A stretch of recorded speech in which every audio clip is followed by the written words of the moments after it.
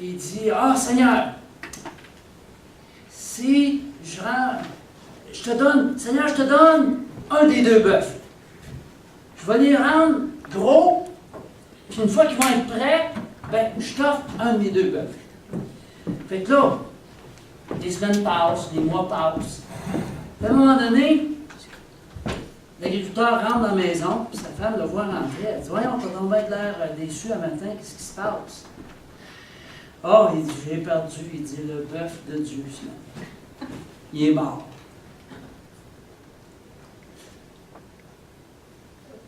Vous comprenez, hein? Au fait, des fois, on choisit qu'est-ce qui est à Dieu puis qu'est-ce qui est à nous autres. Lui, il avait décidé qu'il gardait l'autre bœuf pour lui. C'est quelque chose, hein? Alléluia. Vous comprenez qu'on s'en va au dîme?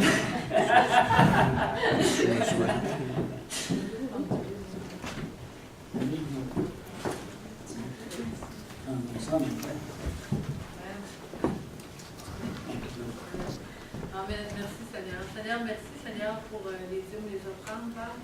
Merci Seigneur que tu multiplies, tu bénis tes enfants.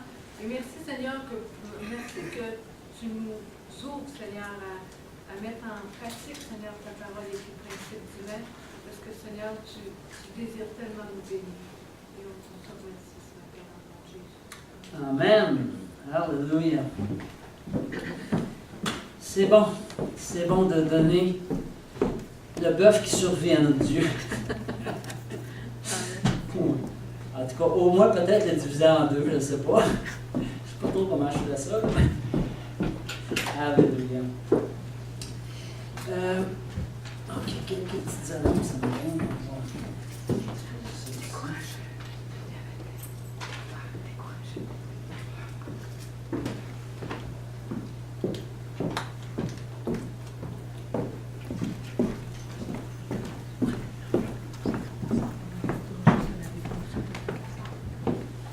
Alors, prière le mercredi à 19h pour ceux qui peuvent venir. On a toujours un bon temps. C'est vraiment un temps de guerre contre l'ennemi, mais surtout de victoire. Amen. Amen. Alléluia. Panier de Noël le 21 décembre. Si vous connaissez encore des familles qui sont dans le besoin, une petite minute, parce qu'on a quand même, on était vraiment bénis dans les paniers de Noël. Écoutez, cette année, il y a une compagnie qui nous donnait une palette de viande habituellement. Puis cette année, ils ne l'ont pas donné. Puis là, à un moment donné, quand on a vu ça, ben là, l'humain, qu'est-ce qu'il fait? Il commence à avoir peur de manquer. Ça va vraiment avec la prédication du lendemain matin. Là. Avoir peur. Ça, c'est notre première réaction. C'est une palette de bœuf? C'était-tu de bœuf? Non, c'était pas de bœuf, non. Ouais, c'était pas de bœuf. C'est une bonne simplicité. Puis finalement, Dieu a pourvu autrement. Ce que je trouve intéressant là-dedans, c'est qu'on a autant que l'année passée avec la palette de bœuf. Ça veut dire que c'était pas de... Tu me trompes, avec la palette de viande. Fait que l'année prochaine, si jamais on a la palette, imaginez, là, on va pouvoir aider encore plus. Amen. C'est bon, moi je vois ça comme bonne chose. On s'est débrouillé tout seul cette année. Puis on va pouvoir aider à peu près le même nombre de personnes. Gardez ça dans vos prières, la distribution, c'est samedi prochain. Oui. Amen. Donc, samedi, de 9h30, on commence la distribution. On pense de finir vers les 2h, 3h. Et puis, il y a toujours l'aide pour les Philippines. Et puis, aussi, non, je ne l'ai pas marqué, on veut défoncer l'année le 31. C'est-à-dire que vers 8h, on se donne rendez-vous ici, tous ceux qui le veulent. Puis, on va louer Dieu. Tout simplement, en famille, entre nous. Et on va donc essayer de se rendre jusqu'à minuit pour commencer l'année en louant Dieu. L'année 2014. Amen? Moi, ce serait mon désir de commencer en louant Dieu. Amen. Et cette année, on n'a pas fait de fête de Noël comme telle. Avec les paniers de Noël, ça nous a demandé tellement de jus qu'on a dit, regarde, on va vraiment faire une belle fête à part. Ça c'est, on a vraiment ça à cœur. Amen.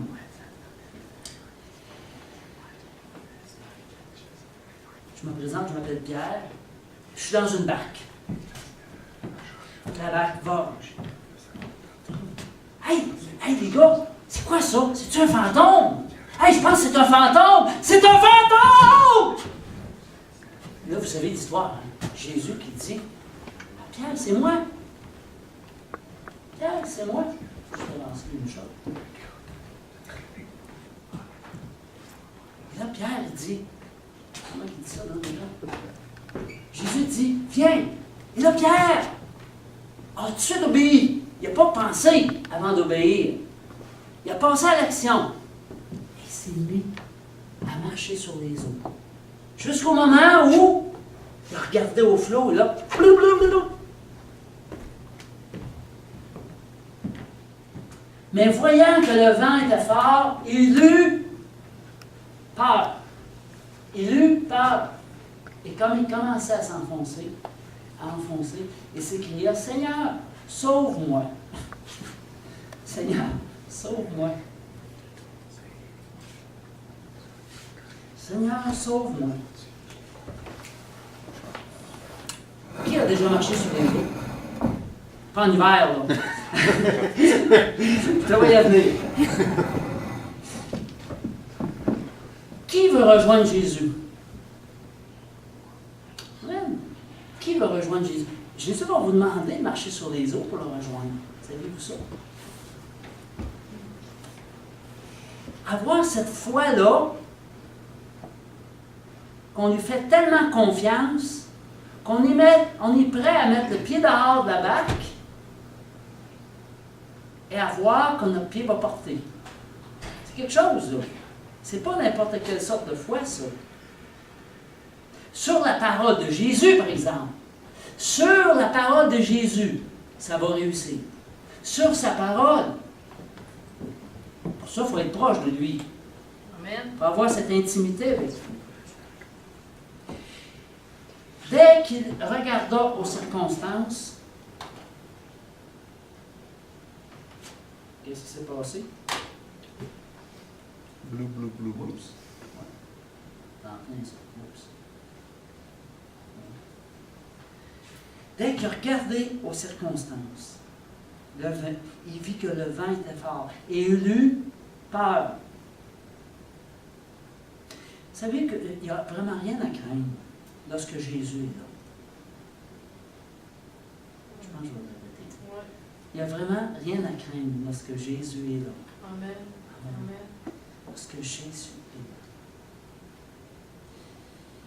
Lorsque Jésus est là, il vient à notre secours. Même si tu as manqué de foi, une fois, deux fois, trois fois, peu importe le nombre de fois que tu manques de foi, le Seigneur est toujours là pour te tendre la main et t'aider à remonter à la surface. Amen? Vous savez que le premier pas, là, il vient toujours au moment où est-ce qu'on a une foi qui est complète. Ça, c'est notre premier pas. Notre premier pas, on plonge dans le vide. On n'a aucune idée qu'est-ce qu'il y a devant. Et ce pas-là, il est dur à faire. Il est très dur à faire.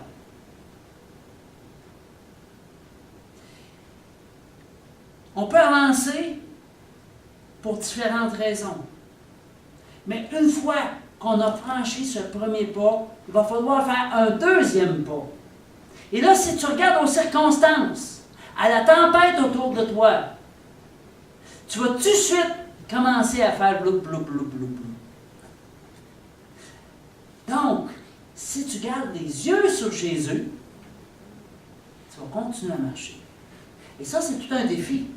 Amen? C'est tout un défi. Donc, il va falloir franchir le deuxième pas, qui est de marcher malgré les flots agités, ou laisser nos conceptions, nos raisonnements humains limités pour mettre notre confiance en Dieu. Ça, c'est les prochains pas. Mettre notre confiance en Dieu, malgré ce qu'on voit, malgré ce qu'il y a autour de nous autres. Amen?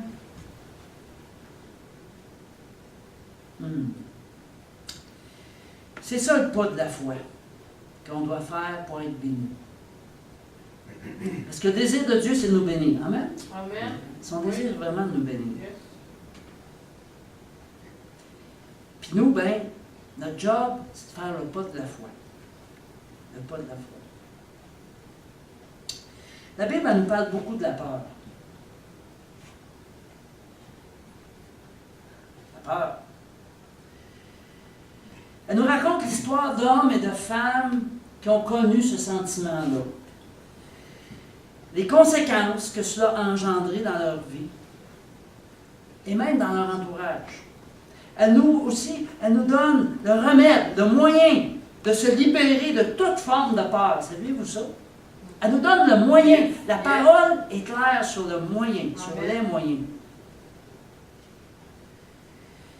Et pour ça, il faut vraiment faire confiance en Dieu. Il faut absolument décider. Il y a une décision à prendre. Je décide d'affronter mes peurs avec la grâce de Dieu. Amen? Amen. Bon, la semaine passée, on a parlé de la peur. Il va rester encore un autre chapitre de la peur après. Je fais ça en 3 chapitres. Est-ce qu'on se rappelle c'est quoi les conséquences de la peur? C'est quoi le résultat? Qu'est-ce que ça donne, la peur? J'aurais raconté des histoires la semaine passée. Rappelez-vous un petit peu, ceux qui étaient là. La peur peut nous faire sortir du plan de Dieu. Oui, la peur peut nous faire sortir du plan de Dieu. Tout à fait. Qu'est-ce qu'elle a fait avec la femme de Lot ici? Elle a Figé. paralysé. La peur paralyse. La peur, vraiment, elle paralyse. La peur fait en sorte qu'on jamme. Elle nous tient captive. Elle nous fait désobéir. Parce qu'ici, la femme de Lot avait été bien avertie. Ne te tourne pas de bord pour regarder en arrière. Elle nous fait désobéir. Elle nous fait manquer notre destinée. Vous vous rappelez Lot? Le Seigneur avait dit, va dans la montagne. Et là, il y avait une grande destinée. Mais Lot est resté dans la petite ville de Tsoar, qui s'appelle Petite. Il est resté dans une petite destinée parce qu'il ne voulait pas laisser les plaisirs du monde. On peut dire aïe. Il ne voulait pas laisser les plaisirs du monde. Il s'est trouvé à Tsoar, qui veut dire petite. Petite destinée. Sa destinée a rétréci au lavage. C'est pas drôle, là. On rit, là. Alléluia. Elle nous prive de l'accomplissement des promesses de Dieu. Yes. Sarah et Abraham. Elle nous paralyse. Hein? Qu'est-ce qu'Abraham a fait devant le roi, puis Abimelech, 2 fois? Il a dit que sa femme, c'était sa sœur. Oui! Il a menti. Donc la peur nous amène à mentir et à mettre nos proches dans des situations graves, dans des situations de chute. Imaginez, là, Sarah, là, était mal pris, là, dans les mains du pharaon. Puis Abimelech, c'est pas drôle, là. Et la peur peut nous emmener à des places pas le fun. Elle peut nous dérober notre destinée. Dieu avait destiné le peuple d'entrer dans le pays promis tout de suite. Parce qu'il y en a qui ont eu peur dans la gang des espions qui sont allés voir l'autre bord. Ils ont tourné pendant 40 ans. Puis comme j'ai dit la semaine passée, ils ont mangé de la haine, de la manne. Eh oui, ben, c'est bon quand même, la manne, là, mais c'est meilleur que d'autres sortes de haine, là. Attendons-nous. Mais c'est quelque chose. Et ça fait en sorte qu'il en a entraîné tout un peuple. Des fois, notre peur va entraîner les gens autour de nous. Wow! C'est quelque chose, là. Il faut vraiment adresser nos peurs à Dieu. Amen? Amen. Amen. Sarah a même menti. À un moment donné, elle dit non, c'était quoi, là, déjà? Je m'en souviens plus. Non, j'ai pas ri. J'ai pas ri, moi, c'est ça. Non, j'ai pas ri. Alors qu'elle avait ri. Donc, hey, elle nous rend lâches, timides. La peur, là, elle nous rend timides. Timides à témoigner le nom de Dieu. l'amour de Dieu pour nous. On aura de même. La peur est entrée dans le monde. Toutes les relations vont être faussées. Oh, aïe, aïe. Toutes les relations humaines, les relations avec Dieu, c'est faussé. Pourquoi? Parce qu'on met des masques. On veut que les gens nous voient sous notre bon angle. Les masques. Ça, on pense que c'est une solution. Mais Dieu veut qu'on soit franc avec lui et avec les autres. On n'est pas là pour juger. Vous savez, des fois, les chrétiens, là, j'ai envie de dire, sont un peu crétins.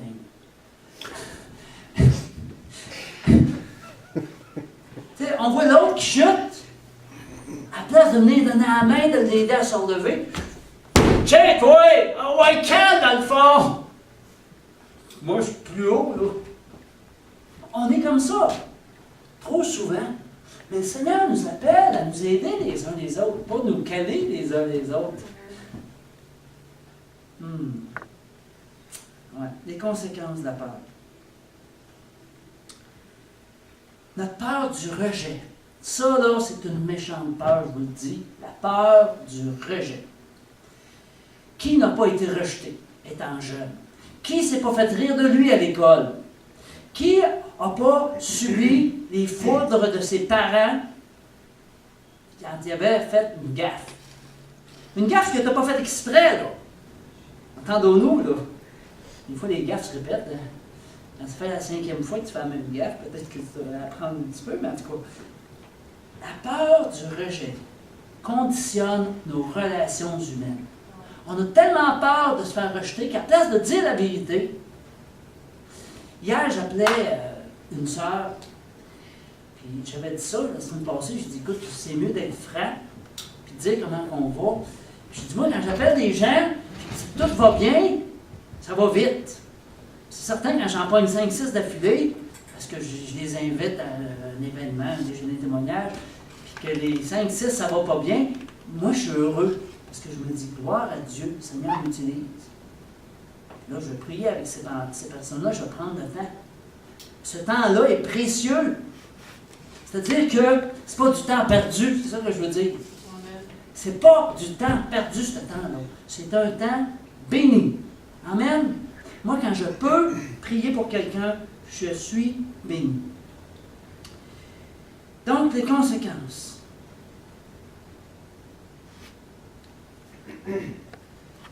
Ayez à vos reins la vérité pour ceinture. La vérité. Vous savez que Adam et Ève sont trouvés avec une petite feuille devant eux autres. Mais le Seigneur leur a fait des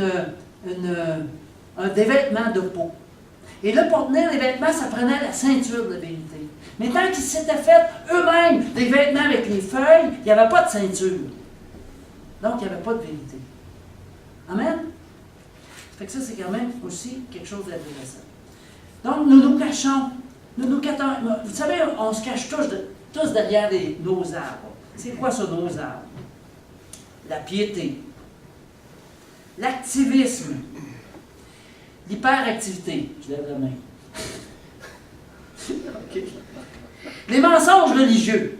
Savez-vous qu'est-ce que j'appelle par mensonge religieux? Ah oui, ça va bien. Ou ben non, tu fais un péché ou une désobéissance, puis tu la caches, là. Non, j'ai pas fait ça. Non. Mensonge religieux. Ça, c'est l'esprit religieux. Puis ça, si on commence à cultiver ça, attention à la récolte. On va faire dur. Je le dis tout de suite. C'est vraiment de la mauvaise herbe. Ça, on fait ça pour plaire aux hommes, pour bien paraître. C'est pour bien paraître. Lorsque Dieu descend dans le jardin de nos vies, les effets de la peur vont peut-être se faire sentir. Mais si tu te confies en lui, la peur va disparaître. Amen. Si tu te confies en lui, si tu as la crainte de l'Éternel, cette peur-là va disparaître, la peur de Dieu. C'est une crainte, c'est un respect, c'est un amour qui va grandir, un amour pour Dieu, complètement différent de la crainte de Dieu. La peur est l'une des armes les plus redoutables que l'ennemi utilise pour paralyser et faire avorter la destinée des enfants de Dieu. Amen.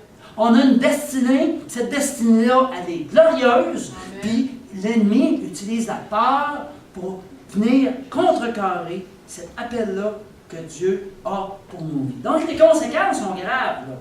On manque de destinée à Jésus-Christ. Wow! À cause de la peur, faut-tu l'adresser? Maintenant, c'est quoi ça la peur? Qu'est-ce que c'est que la peur? D'après vous, c'est quoi la peur? La peur est une émotion. C'est une émotion, c'est un sentiment. Oui, c'est vrai. Ça peut arriver qu'on ait peur. Ça vient d'où la peur? Ça vient d'où ça? Quand est-ce qu'on a eu peur? L'homme a eu peur pour la première fois? Le jardin d'Éden. Oui, exactement. Tout de suite, après que l'homme a désobéi, il a remarqué qu'il était tout nu. Puis là, il s'est caché avec des feuilles. Puis quand Dieu est arrivé, qu'est-ce qu'il a fait? Il est allé se cacher en arrière du buisson. Donc, c'est la première fois que cette émotion-là est apparue chez l'homme. L'émotion de la peur.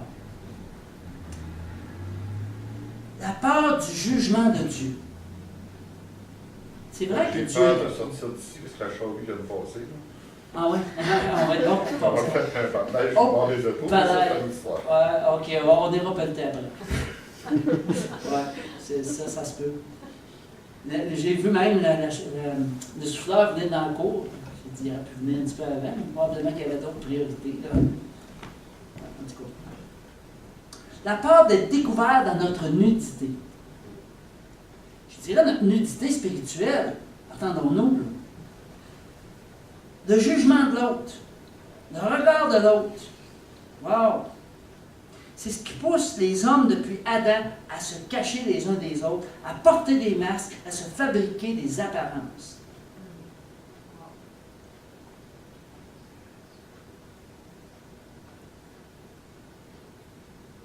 On ressemble à ça. On se cache un petit peu, en arrière des petites feuilles qui ne nous cachent pas vraiment.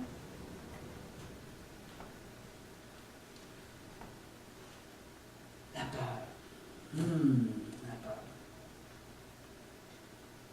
La peur est la chambre noire où le négatif se développe. J'ai trouvé ça bon. Ça ne vient pas de la Bible, là. Mais j'ai dit, ouais, c'est en plein ça. Tu sais, la chambre noire où on développe des négatifs, là. Ah, c'est intéressant comme.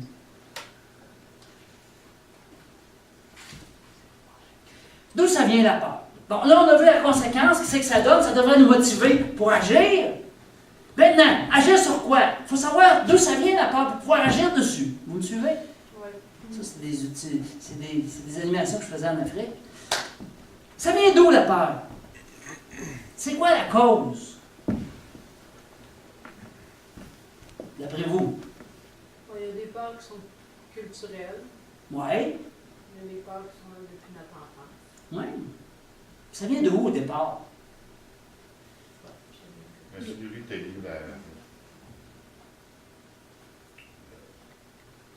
l'inconnu. Oui, la peur de l'inconnu. Nos pensées. Oui. Au fait, ça vient de la chute. Ça vient vraiment de la chute. Ça vient de la désobéissance de nos premiers parents. Vous me suivez? Parce que quand on sait qui nous sommes en Jésus-Christ, on ne devrait pas avoir peur. Est-ce que vous me suivez? Ah, ça, c'est important. Le problème, c'est qu'on ne sait pas qui nous sommes en Jésus. Puis là, ben, on a peur de certaines circonstances qui sont devant nous. Si Dieu me demande aujourd'hui de faire quelque chose, que ce soit de se déplacer malgré la tempête, et que je le fais, je ne devrais pas avoir peur. Parce que si c'est vraiment lui qui m'a invité, il va m'accompagner. Oui, puis c'est pour aller à l'église en plus. Ah, amen. Amen. Amen. Personne ici a pris le fossé, puis on va trouver une solution pour la chose. Amen. Mais moi, j'ai été pris, puis ça a fait même pas 2 minutes et quelqu'un qui m'a aidé. Wow! Je me suis dit, waouh, ouais, c'est spécial, là, parce qu'il y avait vraiment personne à la fin du chemin. Ouais. Fait qu'il faut vraiment agir. mais agir différemment. Il faut passer à l'action contre la peur. Amen? Oui, amen. Notre seule réaction face à Satan devra être de proclamer « Je n'aurai pas peur » et d'agir en conséquence. D'apprendre qui je suis en Jésus-Christ. Il y a une belle feuille complètement au coin de la table là-bas, là, avec tout qui nous sommes en Jésus. Ça vient de Joyce Meyer. C'est ça qui nous l'a amené. Je l'avais fait des photocopies à un moment donné. Alors, si vous ne l'avez pas, prenez-la. C'est très intéressant. Donc, soyons fermes dans nos résolutions. Donc, ici, la chute. J'aurais dû vous mettre la photo, ça vous aurait aidé aussi. Puis, bien, soyons fermes dans nos résolutions. Amen. De ne pas laisser la peur diriger nos vies. Soyons fermes. Regardons de près les difficultés, mais confions-nous en Dieu devant ces difficultés-là. Si vous regardez aux difficultés qu'il y a devant vous, actuellement, pensez à ça, aux difficultés. Je vais vous demander, est-ce que la plupart d'entre elles ne sont pas liées d'une manière ou d'une autre à la peur? Regardez les difficultés que vous avez soit maintenant ou vous avez eues il y a dans les derniers mois. Nos inquiétudes ont leur origine dans la peur. De même que la plupart des problèmes liés au désir de tout contrôler. Tu sais, des fois, là, on aimerait ça tout contrôler. Puis là, Dieu nous demande de lui abandonner ça entre les mains. Puis ça, c'est donc bien dur, mais c'est donc bien dur, mais c'est donc bien dur. Mais c'est donc bien dur. Mais ça peut être bien prudent aussi. Ben oui, au fur et à mesure que tu abandonnes dans les mains de Dieu, puis tu vois que lui, wow, il trouve un chemin, là, pas glissant. Amen. Amen. Tu dis, ah, ben, je peux faire un autre pas. Puis encore, là, le chemin, un chemin en or. Puis il te donne une serpe d'or pour arracher tout ce qu'il y a dans le chemin. Amen. Jacques avait amené une parole la semaine passée à propos d'une serpe d'or. Amen. Alléluia. Ou des coteurs à batterie. Ouais, en tout cas, ça c'était notre soir. On doit revêtir le vêtement de peau que le Seigneur nous donne, avec la ceinture de vérité. Il faut arrêter de se couvrir des feuilles qu'on trouve à gauche par droite, mais qu'au premier coup de vent, oups! Oups! Je ne sais plus trop comment se cacher. Ce vêtement-là est pas mal meilleur. Amen! Le vêtement que Dieu nous donne par la mort de Jésus et sa résurrection. Amen! Amen. Ça, c'est un vêtement qui nous couvre. Ça, c'est un vêtement qui va rester en place. Revêtir l'homme nouveau. Parole vivante, Éphésiens 4, 24. Habillez-vous de neuf. Mettez les vêtements propres de la vie nouvelle, dont Dieu a créé le modèle à son image. Cette vie se manifestera par la vie juste et sainte que produit la vérité. Amen. Le Seigneur veut que nous vivions victorieux. Victorieux. Revêtir le domicile céleste. 2 Corinthiens 5,2 nous dit « Aussi nous gémissons dans cette tente, désirant revêtir notre domicile céleste. » Ça, là, ça devrait nous motiver. On devrait tellement désirer ce domicile céleste-là que ça devrait nous motiver à vivre selon selon Dieu. Amen. Revêtir aussi les armes de lumière. Revêtir Christ en Romains 13, 12 à 14, la parole vivante. La nuit est avancée, le jour approche. Dépouillons-nous donc des œuvres des ténèbres et revêtons les armes de la lumière. Marchons honnêtement comme en plein jour, loin des excès et de l'ivrognerie, de la luxure, de l'impudicité, des querelles, des jalousies. Loin. Loin. Marchons honnêtement. Pas en train de se cacher avec nos propres feuilles. Donc, nous devons savoir qui nous sommes en Jésus. Quitter notre habit de feuille et revêtir l'habit de peau en Jésus-Christ. Ce qui enlève la peur d'être rejeté et qui va nous permettre d'entrer dans sa présence sans crainte et s'accepter l'un et l'autre comme nous sommes. Il n'y en a pas de perfection, à part Jésus. Amen? Le Seigneur nous appelle à acheter des vêtements blancs. Même pas à les acheter, je vous dirais, simplement à les porter, à les accepter, à nous en revêtir, être transparent, se remettre en question, demander pardon, pardonner. Si on reconnaît notre état, il nous revêtira d'habits de fête, comme, vous le reconnaissez?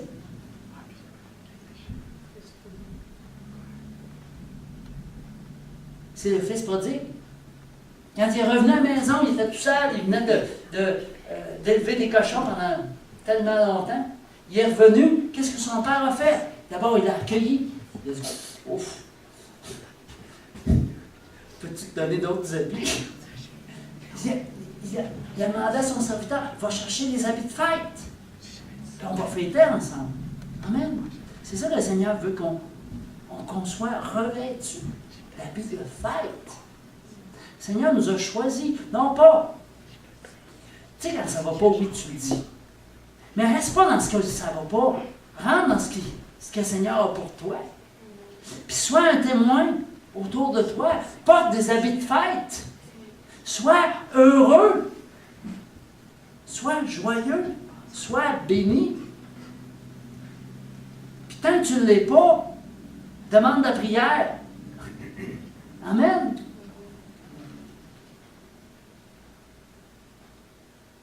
Romains 8,15. Vous n'avez pas reçu un esprit de servitude pour être encore dans la crainte, mais un esprit d'adoption. 1 Jean 4,18. La crainte n'est pas dans l'amour, mais l'amour parfait bannit la crainte. Amen. La semaine passée, ça va finir avec ce verset. Amen. Alléluia. Ésaïe 54,1. Bannis la crainte. Bannis la crainte. Hey, ça c'est notre job, là. Car tu n'as rien à craindre. Et la frayeur, elle n'approchera pas de toi. Psaume 91,5. Tu ne craindras ni la terreur de la nuit, ni la flèche qui vole en plein jour, ni la peste, ni la contagion, car tu es mon refuge, ô Éternel. Quand on fait de Dieu notre refuge. Amen. Vous savez, toutes les peurs sont légitimes. On peut toujours trouver une bonne raison d'avoir peur. Vous êtes d'accord avec moi? Oui. Mais Dieu veut nous en débarrasser. Si nous habitons dans l'abri du Très-Haut, regardons dans la tempête maintenant. Matthieu 8,26. Pourquoi avez-vous peur, gens de peu de foi? On est supposé d'être le peuple de foi. Un peuple de foi, le peuple choisi. Qu'importe le vent impétueux de la vague houleuse, si Jésus est dans la barque et partage notre destin, nous ne sombrerons pas. Yes, amen. Alléluia. Nous ne sombrerons pas. Sombrer veut dire...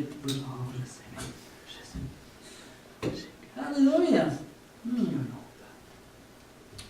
La peur de manquer.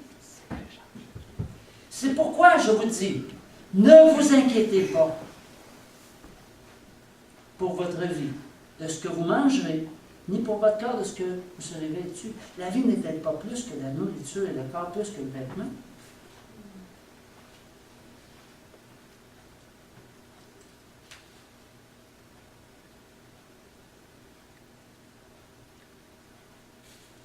Financièrement, ne vous inquiétez de rien, Philippiens 4, 6 et 7.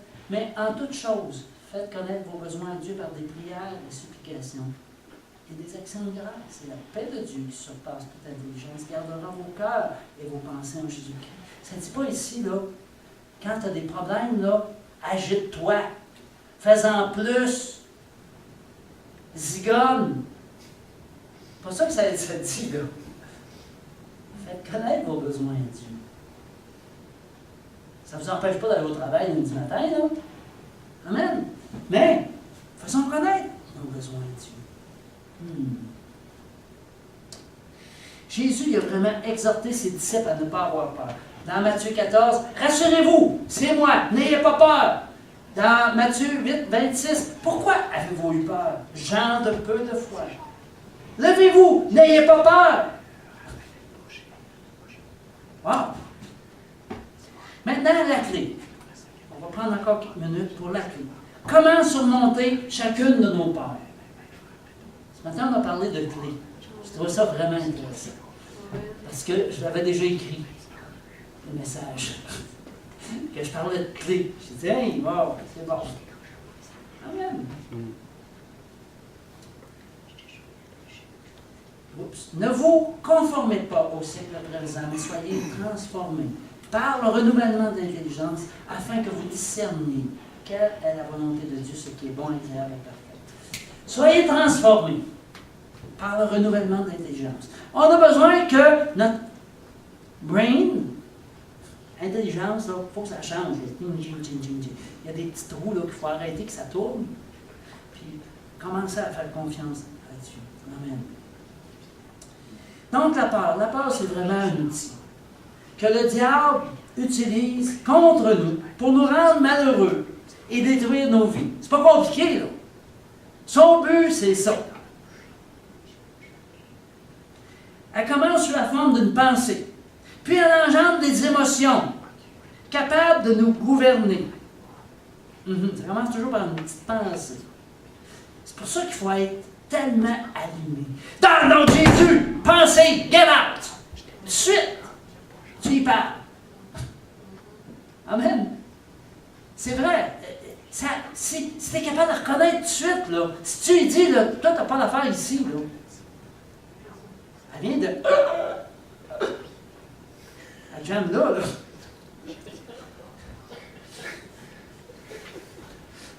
Bon, cette petite pensée-là, elle va se transformer souvent en un sentiment fort et intense qui essaie de nous pousser à commettre un acte insensé ou de nous empêcher de faire ce qui serait bon pour nous.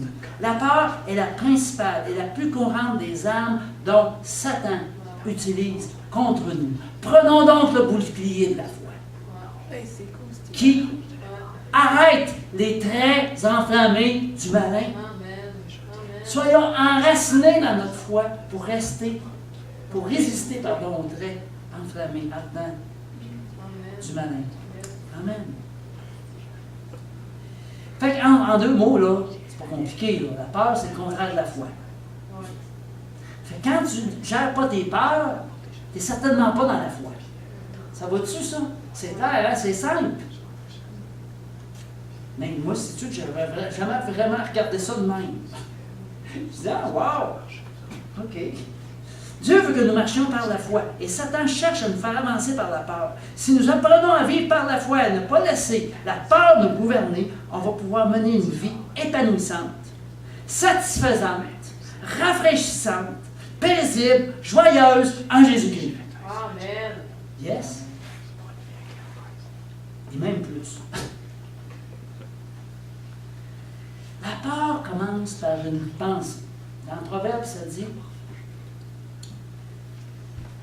L'homme est tel que sont les arrière-pensées de son âme. » J'aime le formuler ainsi. La pensée ouvre le chemin et l'homme s'y engouffre. Hein? On laisse une pensée arriver, puis là, nous autres, là, on avance dedans, dans cette pensée-là, puis on l'alimente. Ah ben si, ah ben ça, ah ben... La plupart du temps, là, il n'y a rien de ça qui se passe. C'est juste notre brain qui tourne à l'envers de ce qu'il devrait. C'est juste qu'on n'a pas arrêté à temps. Là, ça vient nous gruger notre paix. C'est pour ça que la Bible insiste sur l'importance de la méditation de la parole de Dieu. Ici, voyez-vous, là, Dieu est à l'extérieur de nous ici. Mais si je m'engage, un engagement de mon intelligence, je dis, hey, mon intelligence, il faut que ça change. Là, je décide de mettre des versets sur qui je suis en Jésus-Christ, partout, sur le frigidaire, j'en mets un peu partout. Puis là, je les répète chaque fois que je les vois. Là, mon intelligence va commencer à changer. Mais pour ça, ça prend aussi un engagement de la volonté. Yes. Et là, qu'est-ce que ça donne comme... C'est que Jésus habite en moi. Vraiment. Amen. C'est pas juste une question de dire « Ah ben Seigneur, je t'accepte dans ma vie. » Non. En quelque part, là, il y a des actions à faire concrètement. Méditer la parole. Ça veut dire passer et repasser dans notre esprit jusqu'à ce que ça fasse partie de notre être. Lire la parole. Tu sais, des fois, on lit un verset, on ferme la Bible, on dit « Bon rien. » C'est vrai, il n'y a pas grand-chose. Mais si tu la passes, ça repasse, tu l'analyses. Tu sais, quand vous avez une révélation sur quelque chose, vous savez que vous possédez intimement ce que vous venez de découvrir. Et sa vérité nous libère du mensonge qui nous empêchait de profiter de la bénédiction de Dieu. Fait que la parole, là, méditons-la. Si nous lisons la Bible et méditons sur ce que Dieu dit de nous en tant qu'enfants du Père et disciples de Jésus-Christ, nous pourrons accomplir tout le dessein de Dieu à notre égard. La méditation, là, ça prend des informations, puis ça les transforme en révélation. Hey, ça, il faut que je répète ça. Hein? Écoutez bien, je le répète. La méditation, ça prend des informations, puis ça les transforme en révélation. Comme un papillon. Amen. Alléluia.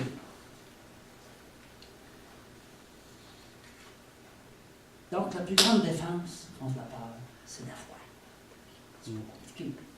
C'est la révélation de la parole. C'est de savoir qui nous sommes en Jésus-Christ. Puis, être conscient qu'il faut que mon intelligence soit transformée.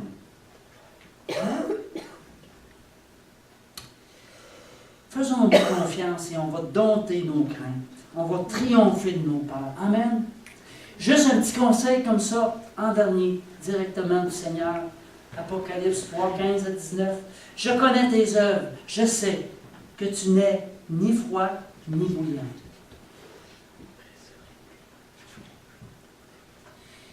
Vous savez qu'il faut être froid au péché, à la désobéissance, et bouillant pour Dieu. Parce que plus tard, il va parler des tièdes.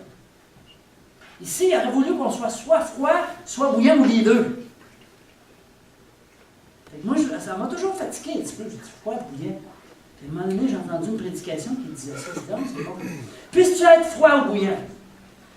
Ainsi, parce que tu es tiède et que tu n'es ni froid ni bouillant, je te vomirai de ma bouche. Parce que tu dis, je suis riche, je me suis enrichi et que je n'ai besoin de rien.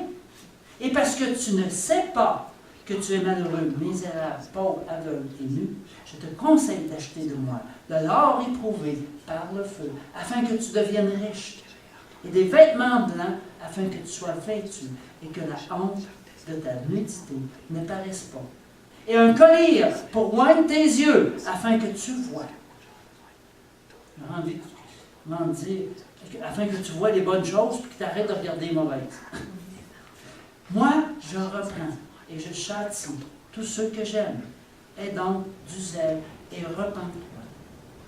Ici, quand il parle de châtiment, il faut voir le mot châtie dans la langue grecque. Le mot châtie veut plus parler d'enseignement, de châtiment d'un père qui aime son fils, et non pas d'un châtiment d'un monsieur qui te veut du mal, d'un Dieu qui te veut du mal. OK? Donc, le châtiment ici, il faut quand même le prendre dans son contexte. Ce n'est pas de châtier, c'est d'enseigner. Si tu es prêt à apprendre, le Seigneur va te prendre dans ses bras pour te faire avancer. Amen? Ça, c'est ce qu'on appelle châtiment dans notre Nouveau Testament de Dieu.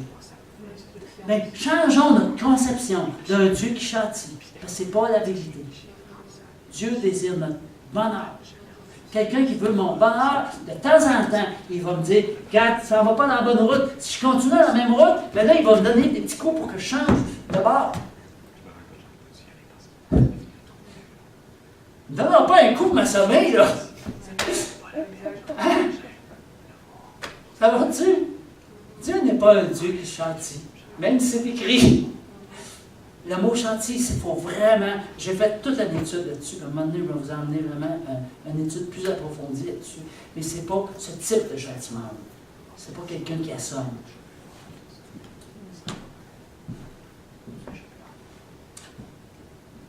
Aie donc du zèle et repens-toi. Aie donc du zèle qui donne des ailes et repens-toi. Donc, apprenons à surmonter nos peurs. Il faut se confier en Dieu. Il a promis qu'il ne nous abandonnera pas. Mettons en lumière toutes nos transgressions. Puis le Seigneur va s'occuper de nous relever.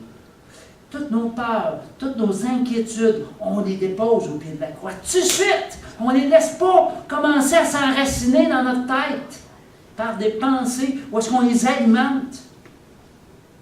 Alléluia. On va se lever.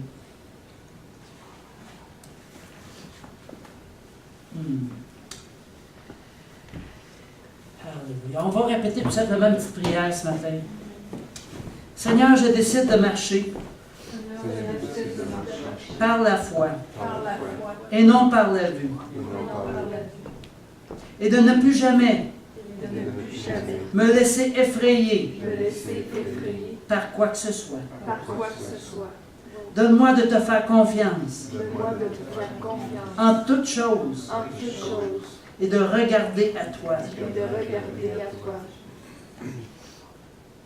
Finis de regarder aux circonstances, aux peurs, aux craintes que l'ennemi m'envoie. C'est à toi que je regarde, Seigneur. Merci. Merci.